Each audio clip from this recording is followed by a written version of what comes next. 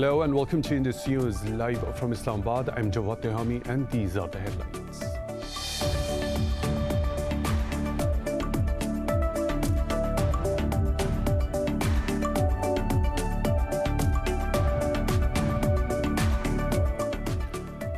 The Corps Commanders Conference has reaffirmed Pakistan's support to Kashmiri's struggle for freedom. In a statement, the military's media wing said the meeting chaired by Army Chief General Javed Bajwa reviewed internal and regional security situation.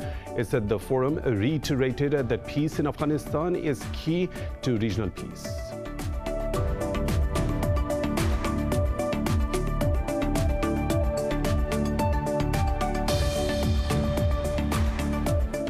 In Myanmar's capital, Naypyidaw, police have fired gunshots into the air to disperse protesters, defying a ban on gatherings amid nationwide outrage at last week's coup. Police initially used water cannon and tried to push a large crowd back, but demonstrators responded with projectiles.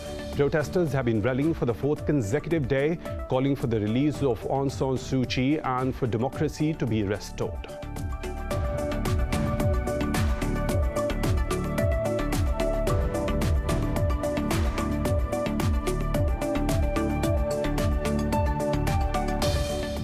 Experts from WHO says coronavirus is unlikely to have leaked from a Chinese lab in Wuhan. A team of scientists investigating the origins of the virus made the assessment after visiting Wuhan. The virus has now infected more than 106 million people worldwide and has claimed over 2.3 million lives, including 12,066 in Pakistan.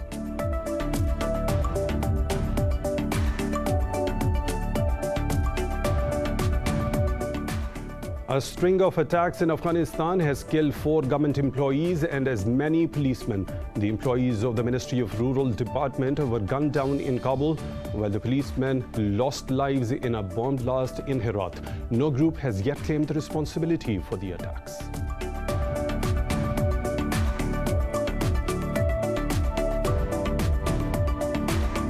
And in cricket, England have crushed India by 227 runs in the first test at the Chidambaram Stadium in Chennai. Chasing a target of 420 runs, the hosts were bowled out for 192.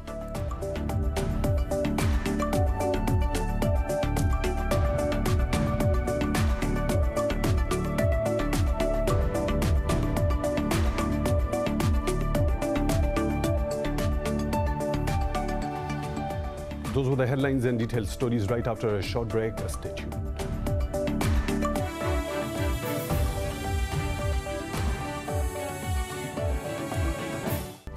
Welcome back and now for the news in detail. In Pakistan, the Corps Commanders Conference has reaffirmed its support to Kashmiri's just struggle for freedom. According to military's media wing, the meeting was chaired by Army Chief General Javed Bajwa. The forum also reviewed regional and internal security with a special focus on situation along borders. It said hostile agencies' plans to disrupt peace, particularly in Balochistan and Gilgit-Baltistan, have been exposed. The Army Chief expressed satisfaction over Army's readiness to thwart any threat.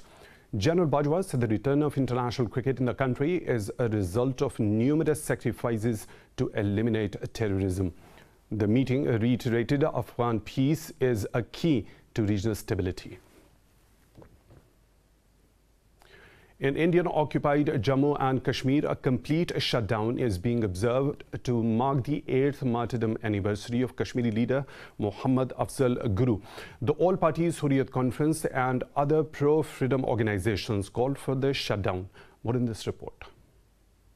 Thousands of personnel of Indian Army, police and paramilitary forces have been deployed to prevent any protests. In a statement, the Jammu and Kashmir National Front said that the execution was a ruthless murder of justice. They said there is no justice for Kashmiris in Indian courts as they have become a tool in the hands of the government. In 2013, India secretly executed Guru with plausible proof after accusing him of the involvement in the 2001 Parliament attack. His family still awaits the return of his remains, which were buried in the Indian jail, where he was kept in solitary confinement for 12 years. Meanwhile, Indian occupying forces have arrested several youths, including a woman in Srinagar and Shopian districts.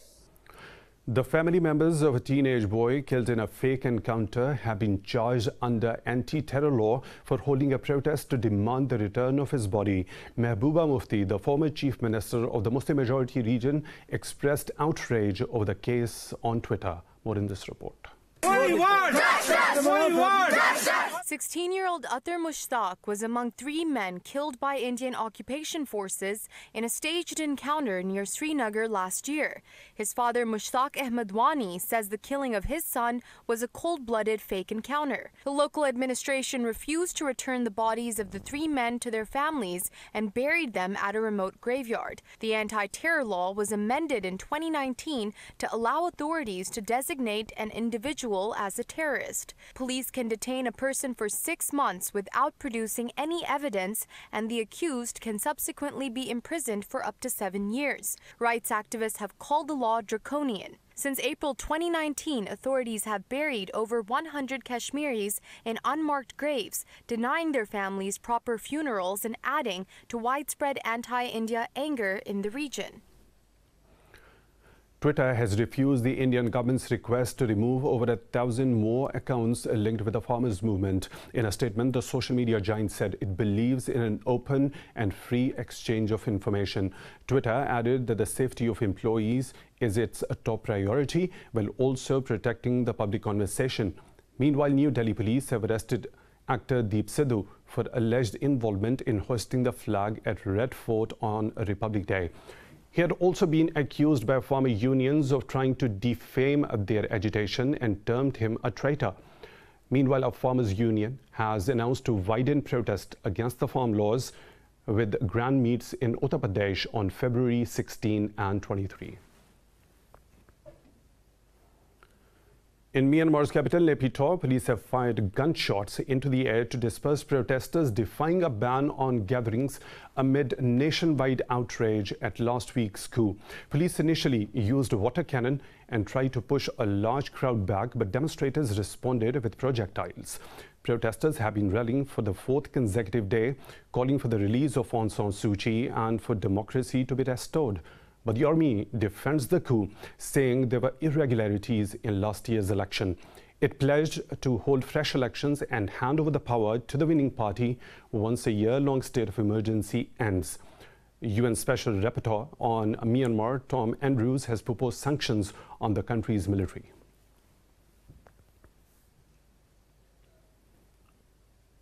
In Afghanistan, 4 government employees have been killed in an attack by unidentified gunmen in Kabul. Police say the incident happened in the capital's Bagh-e-Daud area.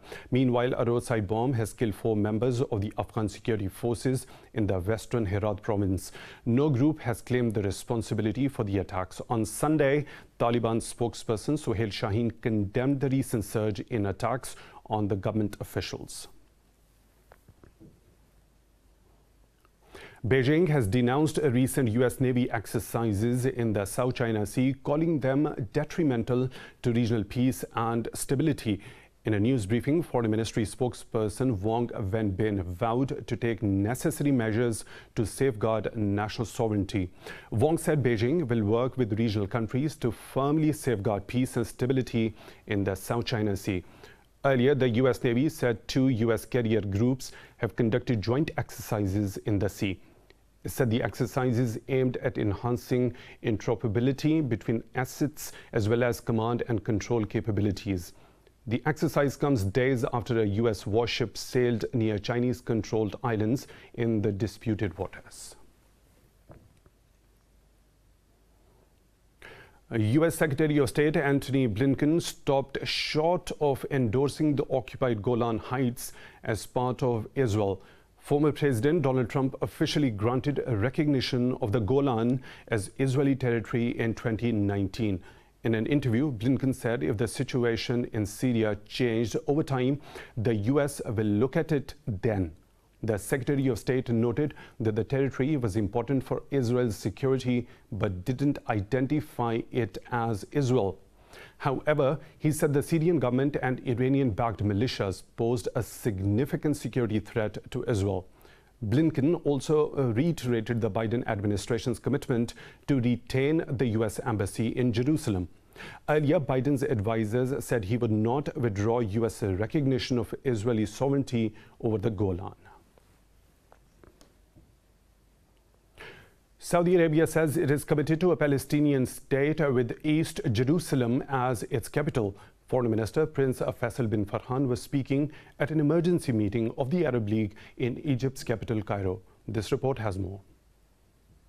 The meeting comes in the backdrop of talks between the rival Palestinian factions Hamas and Fatah in Cairo. During his opening address, Arab League Secretary General said the Palestinian issue is the focus of Arab consensus. Ahmed Abul Ghaid called for the resumption of talks between Palestinians and Israel. Also speaking at the event, the Egyptian foreign minister said Cairo is working to ensure peace persists between Hamas and Fatah. Sameh Shoukry warned Israel against any change in the status of Jerusalem. In their closing statement, the ministers welcomed a ruling by the International Criminal Court on its territorial jurisdiction in Palestine, which concluded that it extends to territories occupied by Israel since 1967. The meeting also discussed the conflict in Yemen, with the Saudi foreign minister slamming Houthi attacks on civilian targets.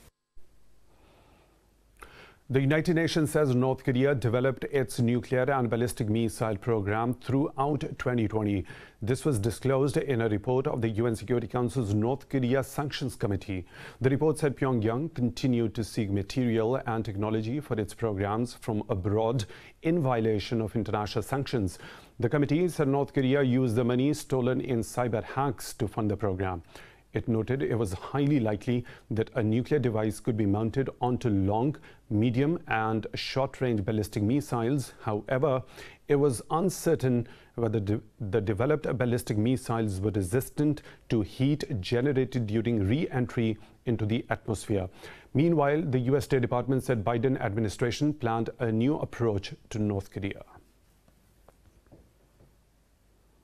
Russia says the parliament can declare discussing sanctions against its citizens with the West as illegal. In a statement, Kremlin spokesman Dmitry Peskov said the initiative will meet great support from Russians. The allies of the jailed Kremlin critic Alexei Navalny have urged the Western envoys to impose curbs on senior Russian business and political figures. The call for sanctions was made during a video call on Monday. Moscow has denounced the appeal for sanctions by Western diplomats as treachery, while EU foreign ministers are set to meet on the 22nd of February to consider their response to Navalny's jailing last week. Earlier, US Secretary of State Antony Blinken also said Washington will coordinate to hold the Kremlin accountable.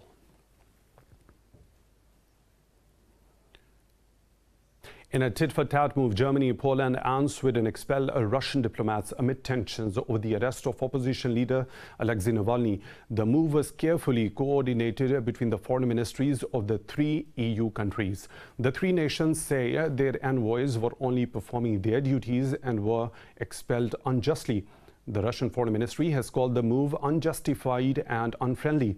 It announced its expulsions last week while the EU foreign policy chief was meeting Foreign Minister Sergei Lavrov.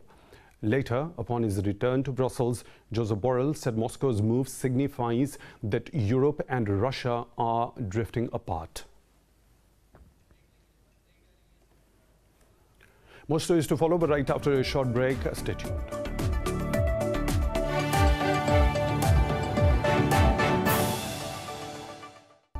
Welcome back. Experts from the WHO says coronavirus is unlikely to have leaked from a Chinese lab in Wuhan. The assessment was made after a team of scientists investigating the origins of the virus visited Wuhan.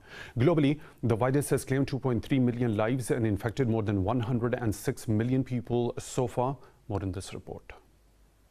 As the world evaluates data about vaccination drives and processes new information about mutant variants, it is becoming increasingly clear that the immunization will take months more than previously estimated. South Africa has switched to Johnson & Johnson vaccine after data showed AstraZeneca's was not as effective against the local variant. However, it said it may roll out the Oxford jab step by step to assess its ability to prevent severe illness instead of completely ending it. We've proposed an alternative approach, a new approach to the way in which to roll out the vaccine.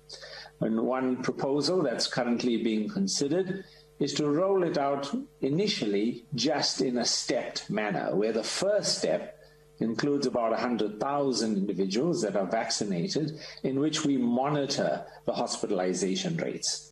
Over in Europe, France's healthcare system has reached a breaking point with tens of thousands of patients mounting every day. In the United Kingdom, scientists have renewed calls for sweeping border curbs to protect the country's vaccination program against new variants. Meanwhile, recently released state statistics in Russia show it was the world's third worst hit country in 2020 with over 160,000 fatalities. In the United States, Republican Representative Ron Wright has passed away after contracting COVID-19, making him the first member of Congress to die from the disease. Meanwhile, U.S. President Joe Biden said the Trump administration provided inaccurate information to his team about the national crisis.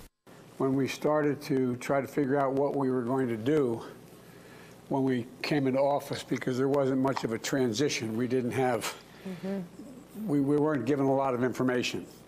And some of the information we had turned out not to be accurate in terms of vaccine supplies. Meanwhile, Canada is not taking any chances and has extended the stay-at-home orders for Toronto by another 2 weeks. To uncomplicate the vaccination process of illegal migrants, Colombia has given temporary protective legal status to Venezuelan refugees. Pakistan has recorded another 40 deaths from COVID-19 overnight, raising the death toll to 12,066. The Health Ministry says 1,008 new infections were detected since yesterday. The ministry says the infections tally has crossed 556,000. Over 512,000 people have recovered from the disease so far. The number of active COVID-19 cases in the country has exceeded 31,000. Meanwhile, Phase 3 trials have shown that the Chinese vaccine being administered in Pakistan has a very high degree of efficiency. Special Assistant to Prime Minister on Health, Dr. Faisal Sultan, says it prevents 100% of patients against severe disease.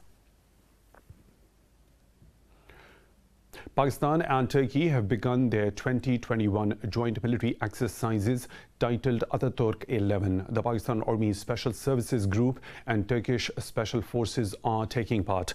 The 3-week-long drills kicked off with a special opening ceremony at the Special Service Headquarters in Tarbela. They will focus on counter-terrorism, cordon and search, fire and move techniques, and close-quarter battle. Helicopter rappelling, compound clearance and free-fall operations will also be part of the exercises. The Pakistan Army's media wing says the exercises will further strengthen bilateral relations. Newly introduced reforms to Saudi Arabia's civil laws have set a minimum age on marriages for both genders and grant more marital contract rights to women. Saudi Arabia's Minister for Justice said the most prominent feature of the personal status law is increasing the consideration of women's will. Earlier, Saudi Arabia's Crown Prince Mohammed bin Salman announced 4 new laws to reform the kingdom's judicial institutions. The new laws include civil transactions law, penal code for discretionary sentences, law of evidence in addition to the personal status law. Pope Francis has called for an end to the war in Syria as 2021 marks the 10th anniversary of the conflict. He called for renewed interest by the international community to face the causes of the Syrian conflict with sincerity and courage. In a speech, the Pope said there is a need to make concerted efforts for the better future of Syria. Meanwhile, the Vatican press office said the Pope will arrive in Iraq on the 5th of March. During his visit, he will meet the country's president and the prime minister, along with local authorities. The Pope will also meet with bishops and priests in Baghdad. In the United States, Democratic prosecutors say former President Donald Trump committed the most grievous constitutional crime. On the eve of the Senate impeachment trial, they said Trump incited supporters to storm the U.S. Capitol. In their final filing, the 9 House impeachment managers also insisted the case should not be dismissed. Earlier, Trump's legal team slammed the case as an act of political theater. They suggested Trump was exercising his First Amendment rights when he disputed the election results. The lawyers accused House Democrats of exploiting the chaos of last month's riots. The trial will begin today with a debate and a vote on whether it is constitutional to prosecute the former president. The U.S. state of Georgia has opened a probe into former President Donald Trump's efforts to overturn the 2020 election results. Secretary of State Brad Raffensperger faced calls to do so after Trump was recorded in a January two-phone conversation in which he pressured Raffensperger to overturn the state's election results based on unfounded voter fraud claims. A spokesperson for the Secretary of State's office described the investigation as fact-finding and administrative. He said any further legal efforts will be left to the Attorney General. Earlier, two Democratic members of the U.S. Congress asked the FBI to launch a criminal probe into the call. In the U.S. state of Florida, hackers broke into the computer system of a facility that treats water for some 15,000 people near Tampa, Florida. Police say they sought to add a dangerous level of additive to the water supply. In an interview, Sheriff Bob Guillory said the hackers remotely gained access to a software named Team Viewer. Guillory said the hackers then increased the amount of sodium hydroxide, also known as lye, being distributed into the supply, but he said the attempt was thwarted as the plant worker alerted his employer and the police as well. The water treatment facility was able to quickly reverse the command, leading to minimal impact. We don't know right now whether the breach originated from within the United States or outside the country. The hacker changed the sodium hydroxide from about 100 parts per million to 11,100 parts per million. At no time was there a significant adverse effect on the water being treated. Importantly, the public was never in danger. The Pentagon has revealed that extremist groups aggressively recruit military service members just before they leave the official ranks. Pentagon spokesperson John Kirby said the department needs to re-evaluate the process of educating potential recruits when they are still civilians. Kirby also indicated the start of training programs for soon-to-be retired personnel about the influence of extremist groups outside service. Earlier, an analysis of the Capitol writers found that 20% of the people were either active duty service members or veterans. Later, Pentagon announced to investigate whether it has adequate procedures to prevent extremists from joining the military. Last week, U.S. Defense Chief Lloyd Austin also ordered a military-wide stand-down to address extremism in the ranks.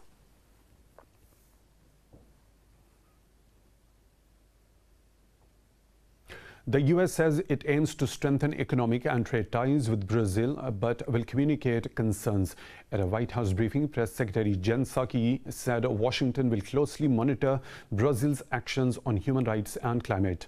Psaki said President Biden announced an additional $300,000 in funding to bolster Brazil's COVID-19 response. She said the U.S. was the largest investor in Brazil and will continue to bolster trade relations in months ahead. Meanwhile, Brazil welcomed the remarks, saying it looked forward to expanding trade ties with the U.S. while addressing the concerns. Earlier, the Democrat-led House slammed former President Donald Trump for cozying up to Brazil despite its disregard for human rights. Sudan has declared a state of emergency in the state of North Kordofan following the violent protests. The state's governor said the curfew has also been declared to protect the lives of citizens and their properties. He said the protests in the states have been accompanied by acts of violence. Students have been protesting in Al-Ubad in North Kordofan to demand the provision of basic necessities. However, the protests turned violent when demonstrators started burning public and private properties. Pakistan Army has resumed search and rescue operation to locate the missing climbers on K2 for the fourth straight day. Pakistan's Muhammad Ali Sadpara, along with John Snorri from Iceland and JP Moore from Chile, went missing while descending the K2. Pakistan military's media wing says Army would not leave any stone unturned in the search operation. Earlier, speaking to the media after reaching Skardu from the base camp, Sajid Ali Sadpara said a rescue operation is only possible to search for the bodies. He confirmed the climbers scaled the peak on Friday and came across an accident while descending. The current weather conditions have made the search operation extremely difficult.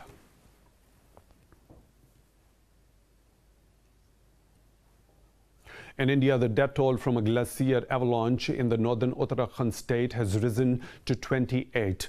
Rescuers are searching for more than 200 missing people after part of Himalayan glacier fell into a river and triggered a huge flood. The violent surge swept away a small hydroelectric project and damaged a bigger one further downstream. Rescue workers are focusing on a 2.5-kilometer long tunnel where they say 30 to 35 people could be trapped. A team of scientists was also flown over to the site to find out what set off the avalanche. Earlier, officials say 25 people have been rescued so far.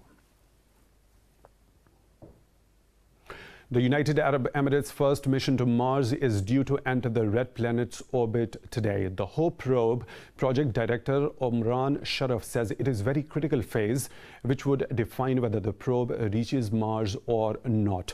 He says the spacecraft would crash on Mars if its speed is too slow and might skip landing on the planet while going too fast. Currently moving at over 120,000 kilometers per hour, it must fire its braking engines for 27 minutes to be sure of being captured by the Red Planet's gravity. The UAE authorities say Hope probe will be the first investigation to provide a complete picture of the Martian atmosphere. The Mars mission has cost $200 million. The spacecraft was launched from Earth 7 months ago on 19th of July last year. In Kyrgyzstan, frozen Arakol Lake has become a sledding arena. Hundreds of holidaymakers take homemade sleds out to enjoy winter sports on the picturesque lake. More details in this report. This is Kyrgyzstan's largest skating rink, formed from the frozen waters of the Arakol glacier. The lake is situated some 3,500 meters above sea level and has become a major tourist attraction. People from across the country take handmade sleds out and enjoy winter sports.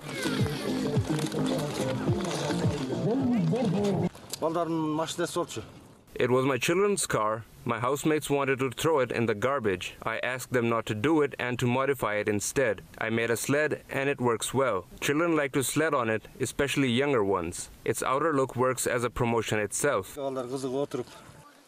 According to local officials, Kyrgyzstan travel agencies have arranged weekend tours to the lake from Bishkek and other cities until mid-February.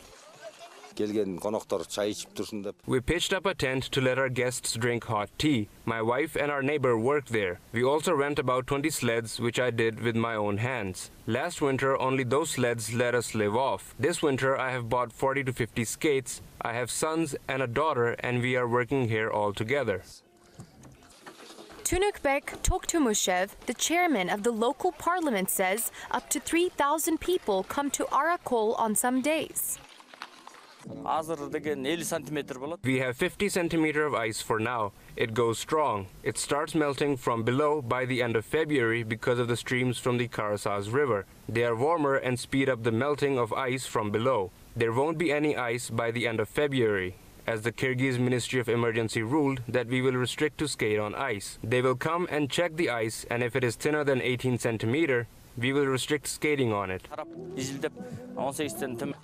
For the residents of Arakol village, tourism has become an extra source of income as they rent out sleds and skates and sell hot snacks. Some locals say that they earn between $3 to $12 daily during the winter season.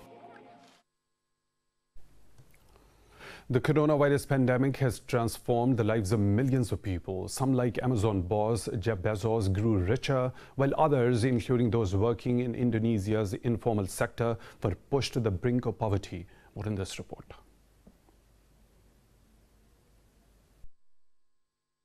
Indonesian single mother Priyanti bows stiffly like a robot as she and her 5-year-old son, their bodies gleaming in silver paint, appeal to passers-by for an occasional coin at a busy intersection outside the capital, Jakarta. They are among a group of people dubbed Silver People, who use this strategy to draw attention, while struggling to make ends meet after the coronavirus pushed Southeast Asia's largest economy into recession last year. My name is Priyanti. I am 29 years old. I've been working like this for 3 months to support my 2 children. It is difficult to find a job, and I'm not ashamed to work like this, even though many people insult me. What is important is to find food for my children. I am very grateful to God for this blessing and keeping us healthy. Priyanti uses homemade paint, a mixture of screen painting powder and cooking oil, to coat their bodies and add a dramatic effect to the robot act. She says the silver paint causes no ill effects. Some give, some don't. Sometimes people give enough, thank God. I'm here as often as I can be. Sometimes after a whole day, from day to night, I only get $3.58. And some days I can get up to $5, thank God. Government statistics show that Indonesia's poor account for 26.42 million of a population of over 270 million. A number that grew by 1.63 million over the period from September 2019 to March 2020, onset of the pandemic. In Egypt, the government has launched mobile theatre convoys to promote cultural activities. The Ministry of Culture says the mobile theatres will embark on their journeys through many Egyptian cities and villages. Details in this report.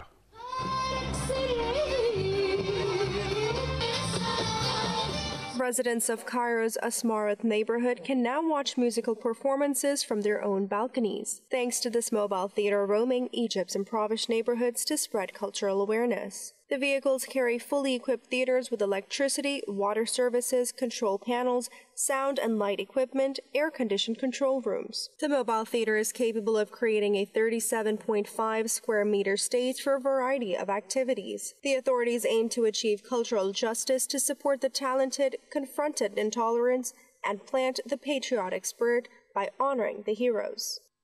There are people in Egypt who are in great need to learn, to see various artistic activities, to have their talents discovered. This could not possibly happen without the mobile theater, which is based on the idea that the service comes to people rather than the people going to get the service. For Fatma Nagy, a local resident, it is the first time to have a musical performance. Nagy is glad that she can enjoy the music without leaving her home. This is very good. It is better for people instead of making the effort to go to performances. Something like this is really nice to have right outside my window. It is very easy. I don't have to leave my house. It is held in a lovely neighborhood without leaving my house. I sit in the balcony and watch. According to officials, the project is aligned with Egypt Vision 2030, which focuses on improving the quality of life for Egyptian citizens across the country. Well, it's time for a short break. We'll be back with more stories. Stay tuned.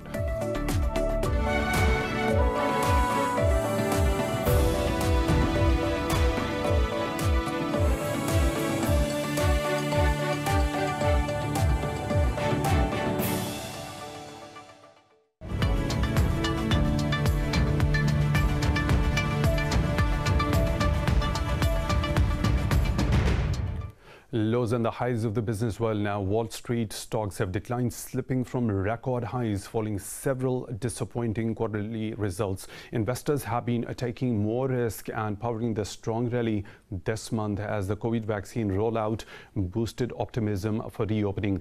All the major bourses traded down. Meanwhile, oil prices edged up to their highest in 13 months as supply cuts by major producers support the energy markets. Tesla says it has invested around $1.5 billion in Bitcoin, prompting a more than 10% jump in the cryptocurrency.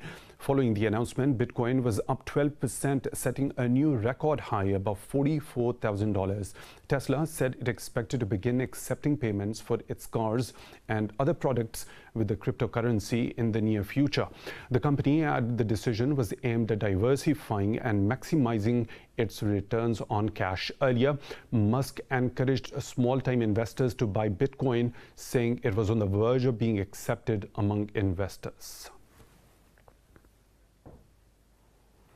The price of crude oil has risen above $60 per barrel for the first time in over a year. This was mostly fueled by a surprise cut in output by Saudi Arabia. The global benchmark Brent touched $60.2, up more than 50% since the start of the year.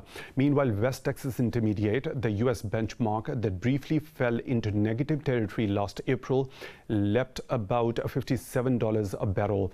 The oil prices rallied despite the reintroduction of lockdowns in many parts of the world.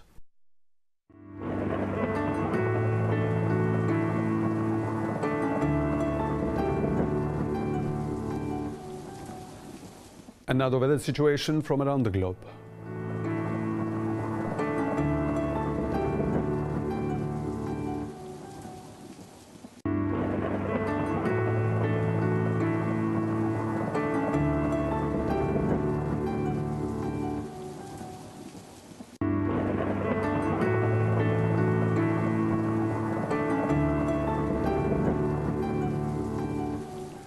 And that's all for now. For the latest updates, you can follow us on social media at Indus News.